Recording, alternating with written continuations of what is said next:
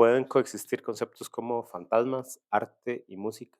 Hace algún tiempo ya tuvimos una exposición en la Casa del Artista a cargo del artista Sergio Rojas y además tuvo que ver con composición y música. Y bueno, en esta entrevista en dos partes vamos a revisar qué pasó en esta muestra. Acompáñenme para escuchar a sus autores. Bienvenidos a Arte en Costa Rica. Arte en Costa Rica es una comunidad solidaria que apoya el arte costarricense. Hoy tenemos el gusto de trabajar con dos artistas desde una visión multidisciplinar porque vamos a presentar una exposición o vamos a conversar un rato de una exposición que presenta el artista Sergio Rojas, que presentó el artista Sergio Rojas en la Casa del Artista. Tiene especialidad en grabado y además es muralista. También tenemos la oportunidad de conversar hoy con Carlos Escalante Macaya. Carlos es compositor, es arreglista, es académico, bueno, tiene una amplia carrera en música de cámara, orquestal, bandas sonoras, y bueno, su obra combina su formación desde la academia con una profunda sensibilidad creativa. La idea de hoy es conversar de Los Fantasmas del Virilla. Fue una muestra que se realizó en la Galería Rudy Espinosa, en la Casa del Artista, y contó con varias personas, pues varias disciplinas interactuando. Y bueno, ahorita Sergio lo va a detallar un poco más. En resumen y en breve, esta exposición Fantasmas del Virilla recrea los grabados a partir de la tragedia del accidente en el puente Virilla, fusionando además el proyecto con la música de Carlos Escalante Macaya y el poema de Jorge de Bravo. Entonces, bueno, bienvenidos los dos a Arte en Costa Rica, gracias por su tiempo y le dejo ahí la palabra a Sergio primero para que hablemos un poco. Buenas tardes, Pablo y Carlos. Agradecerles y todo un gusto aquí hablar un poco de lo que fue esta experiencia, esta exposición, ilustrando lo que fueron la música del maestro Escalante y también darle un poco de espacio a Carlos para que se presente. Buenas noches a todos los oyentes. Muchas gracias a Paulo por la invitación. Sí, yo soy Carlos Escalante Macaya y hoy les vamos a hablar sobre trabajo conjunto que hicimos Sergio y yo. Sí, me comentaba Sergio que han sido como en épocas, porque se conocieron, me dijeron en la Galería Nacional, ¿verdad? Ese fue como el primer enlace, ¿cierto? Cierto, mi novia es pintora, es acuarelista y solemos ir a exposiciones cada vez que hay una inauguración. Siempre vamos a la Galería Nacional y a otras galerías. Y estando de visita en la Galería Nacional, vimos los grabados de Sergio. Yo le dije a ella, uy, ojo, este grabadista tiene como la nota que yo me imagino para el disco de piezas relacionadas con la muerte, porque veían los grabados de Sergio siempre como el tema de la muerte que aparecía ya sea en forma de esqueletos o en forma de calaveras, ¿verdad? Y yo le dije, veamos a ver si está por ahí entre los artistas para hablar con él, a ver si le interesa hacer alguna colaboración. Y así fue como conocí a Sergio. Ahí Sergio, en esta exposición era una colectiva en la Galería Nacional. En ese momento fue la primera exposición individual que presenté, fueron unos grabados de mediano formato, entonces de hecho fue el último día de la exposición que lo conocí a Carlos porque la galería estaba haciendo como una feria afuera de la galería, en las instalaciones del museo, y en eso pasó Carlos por el stand mío y de hecho los invité a que se dieran una vuelta porque yo tenía cierta obra de pequeño formato, pero no conocía el trabajo de Carlos y fue muy oportuno luego conocer su trabajo y luego poder colaborar con él.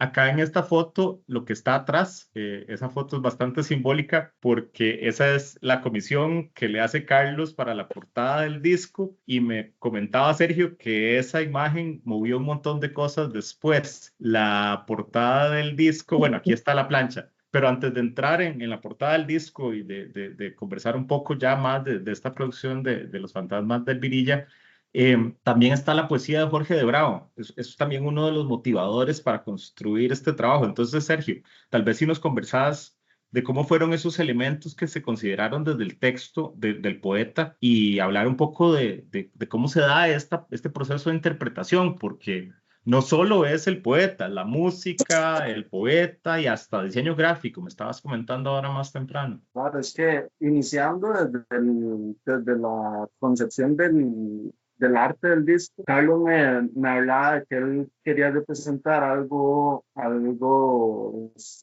simbólico al accidente de 1926, porque en el setlist del disco que él estaba en ese momento haciendo. La primera canción se llamaba Los Fantasmas de Virilla, entonces y de hecho uno de los primeros videos, ¿verdad, Carlos? Era como bastante con escenas del accidente, escenas de tomas de los periódicos de esos años. Entonces, la progresión, yo primero escuché el disco, la progresión de las canciones, y me pareció muy interesante que las últimas tres eran poemas de Jorge de Bravo musicalizados por Carlos. Entonces ahí fue como donde ya llevamos la línea de cómo íbamos a montar todo esto, pero antes de siquiera pensar cómo íbamos a hacer este cortometraje, primero fue hacer bastantes estudios para la portada, porque recuerdo haber hecho antes de inclusive poner los personajes, haber hecho varias propuestas de perspectivas de cómo se vería mejor la portada y así. Inclusive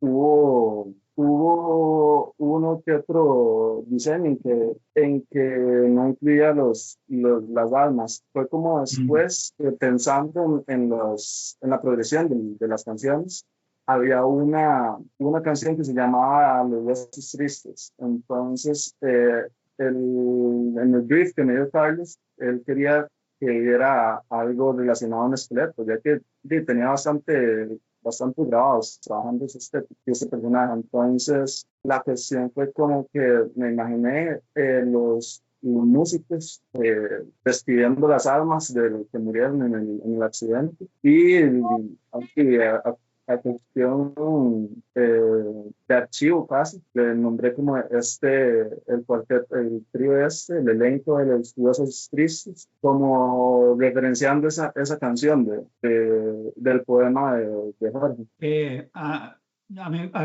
Para agregar lo que está diciendo Sergio, ¿verdad?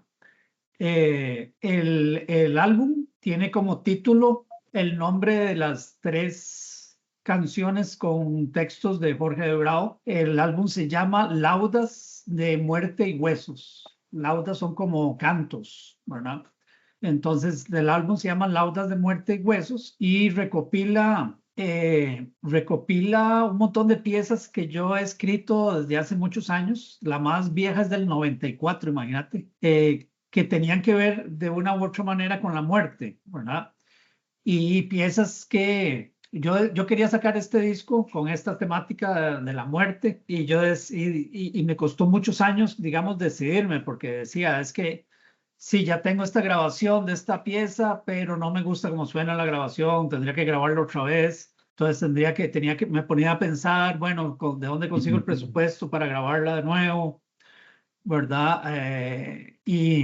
Y luego, ya el año pasado como que me decidí, digo, pues si le doy más largas no lo voy a hacer nunca, porque siempre se puede grabar mejor, siempre se puede, ¿verdad? Entonces digo, voy a hacerlo ya. Entonces tiene una pieza dedicada a Ana Frank, que me parece que más relacionado con la muerte no puede estar, ¿verdad? Que es una pavana. Una pavana también es una danza fúnebre medieval. Entonces se llama Pavana a la memoria de Ana Frank. Esa es del 1994, o sea que ya está cumpliendo 32 años. 32 años. Bueno, esta pieza ya tiene 32 años. Luego están las tres piezas con texto de Jorge de Bravo, que fue un encargo que me hizo el Decanato de Bellas Artes, porque para hacer una cantata, tenían como proyecto hacer una cantata Jorge de Bravo, y contrataron 4 compositores, Marvin Camacho, Eddie Mora, Carlos Castro y yo. Y cada uno hizo 1, 2 o 3 canciones. Yo hice 3 canciones muy cortitas para esa cantata. Eso también se grabó con el Café Corale por ahí del 2013. O sea, hace ya unos 13, 14 años. Y esa grabación también quedó por ahí. Luego de esas piezas está una como del 2017, que es Los Fantasmas del Virilla, que se había formado un cuarteto de cuerdas en Costa Rica. Costa Rica, algo muy curioso en música de cámara es que los cuartetos de cuerdas se forman y muy rápidamente se deshacen, ¿verdad? Son ensambles muy inestables, ¿verdad? Entonces, se había formado un cuarteto, se llamaba el Cuarteto Hispano. Lo había formado una violinista que se llama Grace Marín. Y Grace me dijo, ¿cuánto nos cobra por escribirnos una pieza para el nuevo cuarteto de cuerdas? Y yo les dije, yo se las escribo de gratis, pero eso sí, la grabamos para que quede lista para un disco. Entonces yo les escribí esta pieza sobre la tragedia del Virilla y ellos la tocaron en varios conciertos, en el Teatro Nacional y en otros conciertos, y después la grabamos en el estudio de la Escuela de Artes Musicales de la Universidad de Costa Rica, y eso quedó casi 10 años engavetado ese ahí, y yo no sabía, digamos, yo sabía que la quería grabar o que no quería, pues yo sabía que el cuarteto se iba a deshacer y por supuesto que el cuarteto se deshizo, entonces yo sabía que tenía que grabarla antes de que se deshiciera el cuarteto, la grabé y dejé la grabación ahí engavetada. Las grabaciones más recientes que hay en ese disco son del 2024, que son 2 estampas para guitarra y viola que me encargó el dúo Solerti-Saborío, el dúo de Erasmo Solerti y Andrés Saborío. Y yo les escribí dos estampas, una sobre la cegua, que yo la había escrito como parte de una banda sonora de la obra de teatro de Alberto Cañas.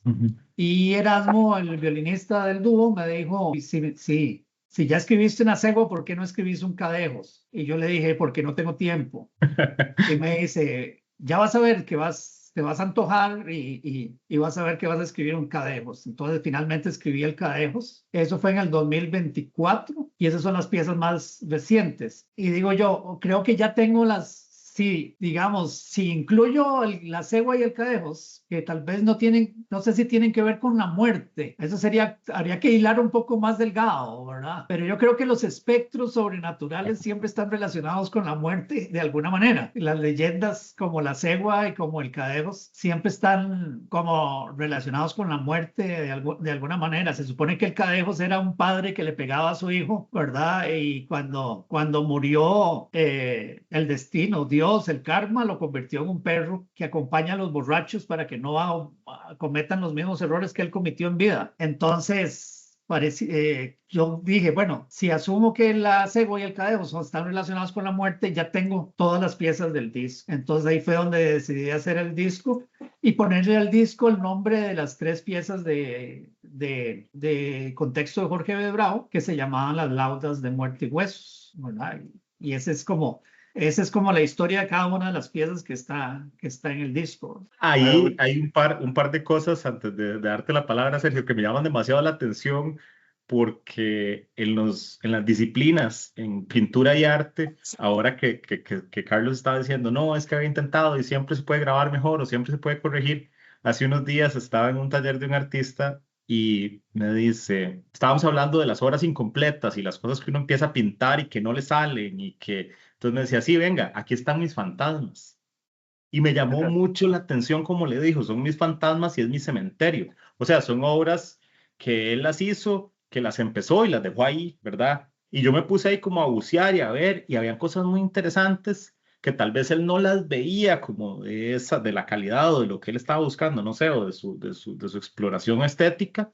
Pero como les dijo así, les dijo, estos son mis fantasmas, es mi cementerio, porque entonces como artistas producimos y usualmente tenemos piezas que dejamos ahí o que uno no las toca o que las engaleta por ahí, las guarda y que después las retoma. Entonces me llama la atención toda la descripción porque ha sido todo un tiempo y ahora que usted mencionaba lo del cadejos, y lo de la cegua, son presencias, al final son como esos espectros, como eso que vamos cargando, que nos carga, que no nos deja, que no sabemos cómo soltar. Y volviendo un poco a Sergio, Sergio me decía que estos grabados los produjo por una cuestión como en tiempo récord. Entonces hay como algo de atemporalidad entre la obra de Carlos, la producción de Sergio, cómo se encuentran, cómo se retoma lo de la portada. Y bueno, a mí me gustaría oír a Sergio con el proceso de él, porque todo lo que caminó Carlos para producir el disco es un montón de exploración, pero también tu trabajo, Sergio, es un recorrido enorme también. Sí, claro. Ahora lo que quería mencionar es que ha sido bonito porque últimamente he estado escuchando que le están haciendo varios memorándums ahí a Jorge de Bravo y han estado pasando las piezas de Carlos por Radio U. Entonces ahí cuando a veces estoy escuchando Radio U las ponen y yo, qué bueno. No. De hecho han puesto ponen las tres, la de los Huesos Sisters, la de Cecilia Plástica y la otra. Entonces ahí he estado escuchándolas recientemente. Pero sí, el tiempo de producción, creo que tomamos más tiempo para pensar y para diagramar mejor la composición de la portada. En eso hubo varias, como ahora mencionaba, hubo varias perspectivas iniciales y toda esta cuestión, dibujos preparativos, inclusive antes del dibujo en tinta final. Y eso me ayudó como a controlar mucho la composición, los ritmos del grabado, inclusive bastante. Siempre me gusta trabajar unas tramas que se dan bien definidas, que se da un trabajo bien limpio. Entonces fue algo contrario a la producción de los grabados de los fotogramas. Bueno, ahí podemos ver las placas, que todos los grabados fueron trabajados en silografía, al hilo. Entonces la gente pensaba que eran trabajados con buril porque eran formatos bien pequeñitos. Ocupaba resolver las composiciones más que un elemento muy estético, que a veces es lo que más buscan en formatos muy grandes, como inclusive hacía Durero, que Durero encriptaba mensajes en partes muy pequeñas, con detalles muy pequeños, que me gusta hacerlo, pero en eso la inspiración fue mucho en la forma como se trabaja la animación 2D, la animación clásica. Entonces lo que quería hacer era como ciertos encuadres que hicieran ciertas tensiones con los personajes, inclusive hay unos que son unos planos holandeses que llaman, planos más volcados. Y todos estos grabados lo que ilustran luego este poema que Carlos musicalizó de Cecilia Plástica, que lo que yo siento es como una plegaria a la vida, que este personaje está muy arraigado a que él tenía un destino, como se llama ese grabado, de hecho, y todo cambió por el accidente. Ahora, pensando como en los referentes, siempre siento muy importante a Juan Rulfo, inclusive con El Llano en Llamas, es un libro de cuentos que me gusta mucho, pero Pedro Páramo, siempre me ha interesado mucho cómo están esos fantasmas presentes, ¿entiendes? Solo hay un personaje que está vivo, que es el hijo de Pedro Páramo, que llega a Comala a conocer a su padre, pero cuando llega y se da cuenta que está muerto, y todos los personajes que están en el pueblo son fantasmas. Entonces inclusive esta ambientación temporal, porque obviamente cómo están vestidos los personajes de los grabados, como la ambientación del lugar, inclusive que van sacando los cuerpos en una carreta, creo que está muy ambientada en la idiosincrasia y como los alcances de las personas de ese momento. Entonces ese de hecho es un grabado que la idea es como ¿dónde estoy? Esa es la parte donde el personaje se levanta, donde lo están sacando con los cuerpos, y él se da cuenta cuenta que está en este limbo entre la vida y la muerte. Y es un momento bastante tenso porque inclusive los otros personajes, hay uno que está presionando, está rezando. Entonces, creo que va demasiado arraigado a lo que es la letra de ese poema. Dentro de lo que estabas mencionando ahora, el manejo técnico con la silografía y los fotogramas, dijiste que hay una diferencia en el tratamiento, que los fotogramas tenían que ser más limpios para hacer las transiciones.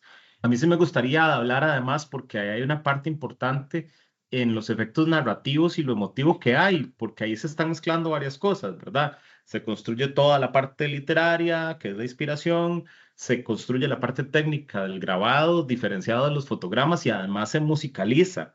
Son un montón de disciplinas y un montón de decisiones técnicas y muy puntuales que competen a los dos, porque entiendo entonces que la música está primero, se hace la portada del disco, ¿verdad? Que es el encargo de Carlos, y después se desarrolla la obra. O sea, son facetas que dialogan para todo lado. Como vieron, le estaba preguntando a Sergio y a Carlos cómo lograron esta mezcla, porque es una mezcla muy particular de la musicalización, la portada del disco, pero eso lo vamos a ver en la segunda parte de este video.